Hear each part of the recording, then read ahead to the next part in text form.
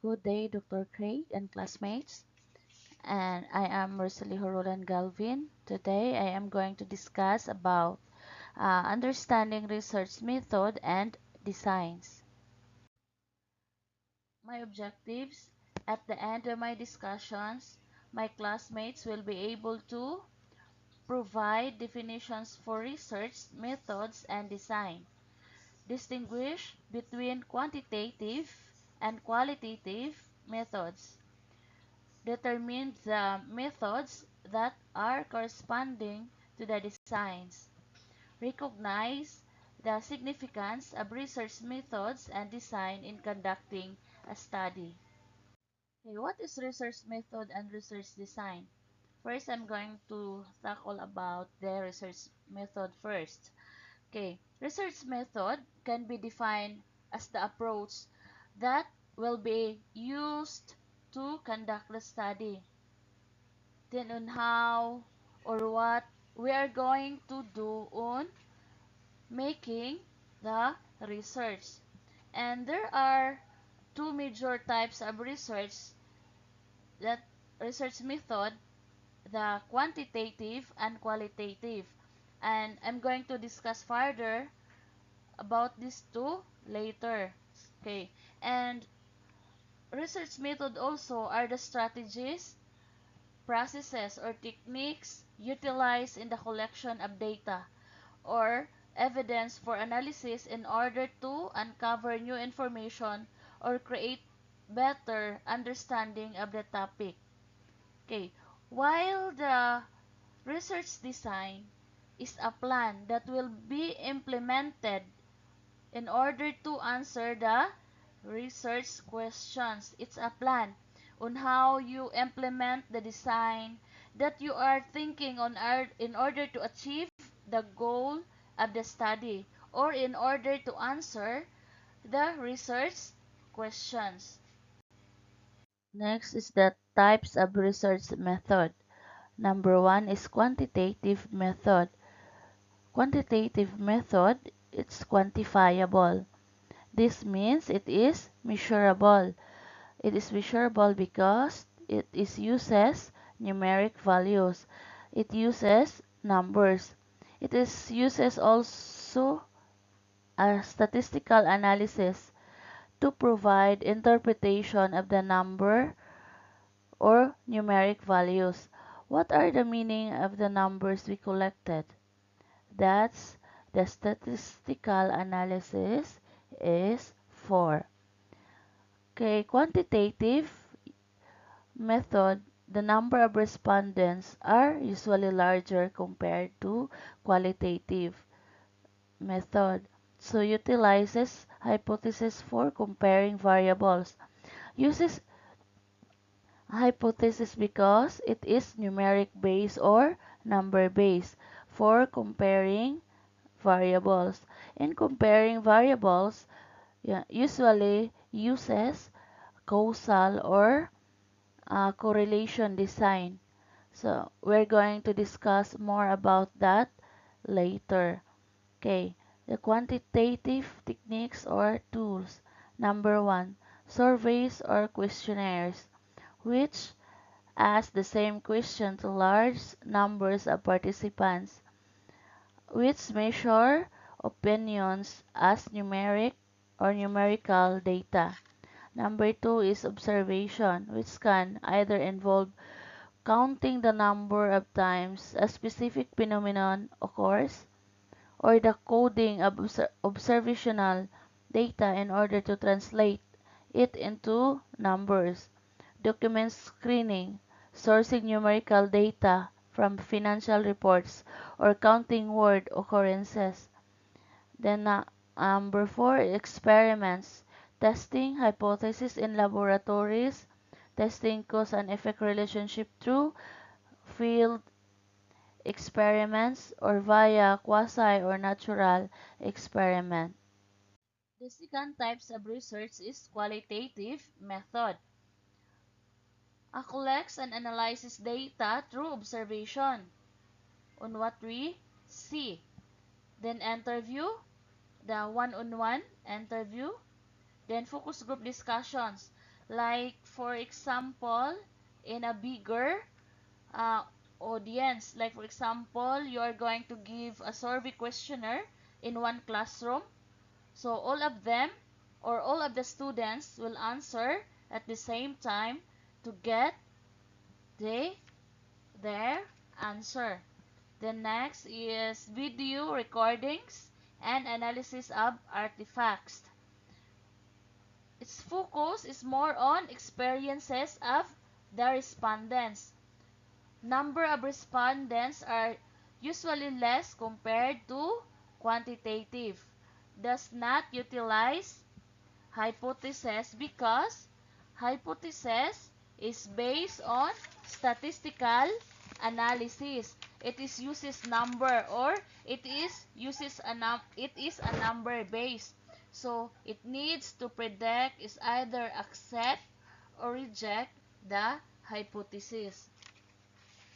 Okay, the qualitative techniques or tools. Number one is interviews, focus groups. Number three is observations, document analysis, and oral history or life stories. Number three, a type of research is mixed method. Mixed research method refers to a research approach that combines elements of both quantitative and qualitative research methods. It involves collecting and analyzing both numerical data, the quantitative, and non-numerical data, the qualitative, to gain a comprehensive understanding of research topic. This means refers to the type of the instrument used in our research. Instrument used in mixed method is the combination of qualitative and quantitative. So, like for example, in our research, uh, we have questionnaires. The, there is characteristics of qualitative and quantitative. Then, like, for example, we have an interview on someone and it includes the survey questionnaires also. So, with this kind of instrument, the research we are conducting will be classified as mixed method. Next is research design. Okay, under every research method, there are corresponding research design. The types of research designs under quantitative method. Okay, number one is descriptive research design. Aims to obtain information to systematically describe a phenomenon, situation, or population. More specifically, it helps answer the what, when, where, and how questions regarding the research problem rather than the why. Because why will goes to qualitative research. Okay, this means we are going to narrate what we saw, what are the description and interpretation of the tables, and the interpretation of the tabulation. Okay, number two, the causal comparative is used to identify the cause and effect relationship between a dependent and independent variable. The researcher compares if two groups to find out whether the independent variable affected or influenced the outcome of the dependent variable. Okay, if the design of your research is this, you are going to investigate if there is the influence of the one variable into another variable. Like the independent variable has influence into the dependent variable. The third research design under quantitative method is a correlational research design. Investigates relationship between variables without a researcher controlling or manipulating any of them. So, in correlational, still comparative, but unlike in causal, that we look for the influence or influential. In correlational, it is the relationship between the two variables. A correlation reflects the strength and or direction of the relationship between the two or more variables. The direction of a correlation can be either positive or negative relationship. So, the output of correlation are either positive or negative. Okay, number 4 design under the quantitative is the experimental. And there are two, the quasi-experimental and the true experimental. Okay, quasi-experimental designs aims to establish a cause and effect relationship between an independent variable and dependent variable. However, unlike a true experiment, a quasi-experiment does not rely on random assignment. Instead, respondents are assigned to group based on non-random criteria. So, the only factor that we need to remember are the respondents. The respondents are assigned. So, they are not random. They are assigned to answer the or under the experiment. While the true experimental design is one of the most accurate form of research designs where our respondents and participants are randomly selected and manipulation and assigning is non-existent. Okay, the true experimental is one of the most accurate because the participants are randomly selected and they are not assigned unlike in quasi-experimental. So, in true experimental, the answers are not modified or untouched. While in discussing or the difference between the true and the quasi, okay, the true experimental, the participants and respondents are randomly selected, while the quasi, it is assigned. The participants are assigned. Okay, research design under qualitative method. Number 1, narrative research.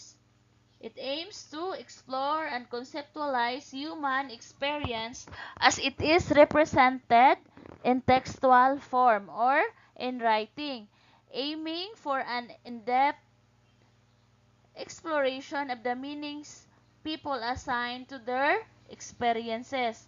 Narrative researchers work with small samples of participants to obtain rich and free-ranging discourse. In narrative, tell a story based on observation. On telling the story, there are themes or organizations to be followed. Okay, number 2, the phenomenology research. Use phenomenological research designs to understand a phenomenon's universal nature by exploring the views of those who have experienced it. Okay, the phenomenon is an event. Okay, experience of the respondents on the events we are going to investigate or the one investigated. Okay. in using this one, we are going to make sure that the respondents are involved or committed on the events we are conducted. Like for example, we're going to have a research about the victim of Odette. So we are going to make sure that our respondents are the victims of Odette also. Okay, the third design under qualitative method is the grounded theory. It's an inductive, specific to general process that provides systematic guidelines for gathering, synthesizing, analyzing, and conceptualizing qualitative data for the purpose of theory construction. Okay. The grounded theory, this is the creation of new theory from discussion, from data gathering, from observation. We should be able to construct a new theory based on the data experience that we gathered from our respondents. So, the output is a new theory in grounded theory design. Okay, number 4 is historical research. Studies the meaning of past events in an attempt to interpret the facts and explain the cause of events and their effect in the present events. Okay, in historical, this is the meaning of the happenings in the past. So we're going to investigate the happenings in the past. So the output is the effect of the particular past events that we are experiencing it now. Just like for example, we're going to investigate about the ozone layer. So the effect of the we are experiencing now is too hot. So we're going to study the past events. Why we are experiencing the that now. The last research design of qualitative method is ethnographic.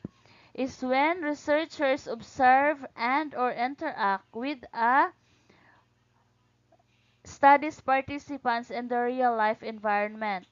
An ethnography is a written description of a particular culture, their customs, beliefs, and behavior based on information collected through observation, interview, and immersion. So, in ethnographic, as a researcher, you are going to participate also. So, you immerse. So, you're going to observe or you're going to participate the the research, the process also as a respondent. Here are my references. Number one, University Library. URL, it's TPS, that's the guides.live.vt.edu research methods design, that's methods. Number two, the University of Newcastle, Australia 2023. Here's the URL. Then number three is YouTube, Simplified Research Writing by Dr. Ed Padama. The number four, what is a research design, types, guides, and examples, published on June 7, 2021 by Shuna Macombes, revised May 31, 2023 by Pritha Bandari. Okay, thank you so much. I hope you all understand of what I was discussing earlier.